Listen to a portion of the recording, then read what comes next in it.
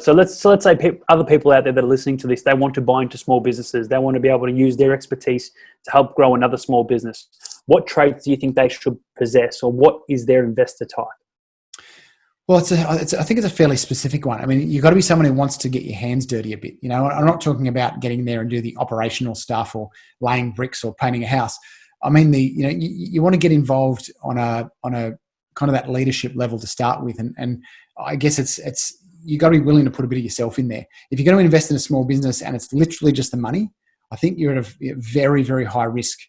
It's going to be much, much higher than if you're actually investing the money and putting some time in to be part of the advisory board and actually meet regularly and consistently and follow the numbers. And maybe you stage your investment so as to minimize the risk. You could stage it, over 6 months or over 12 months or over 2 years, that you gradually invest, more capital into that business as you see how they apply it in the first place. So you're not just putting it all in there and it gets flushed down the toilet, because obviously Warren Buffett's saying is the two rules. Rule number 1, always preserve capital. Rule number 2, always refer to rule number 1. So if you lose that, you say put 200 grand into a business and that business goes down, you're not going to make. You got to then go and make that 200 grand from somewhere else again to be able to recover it. And that's the thing. You want to know that it's being looked after. So you need to be able to dedicate time. You need to be a value add. And I know that we just acquired 30% of a business that we can strategically add some value to in terms of revenue streams. So we believe, but we're working on that, at least catching up once a month, as well as, more internal catch-ups. We've got the finance department as well as a way to grow the revenue. So we've got time, we've got expertise as well. Don't expect to earn an income from this ASAP. Maybe one day you might earn an income from it. Yeah, and if you do need to earn income, be careful making that decision. Yeah. Because it'll turn to pain, right?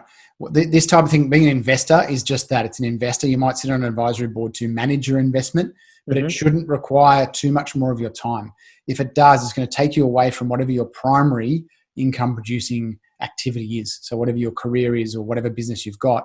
And so that small opportunity is actually really a distraction. I think opportunity is a swear word unless proven otherwise, that it's probably just a shiny object because you're a bit bored with what you're doing. So you start putting all this time in here and maybe generate $10,000 a year in value, but it's actually cost you $100,000 in value in your primary business that you would have been better off spending the time in anyway.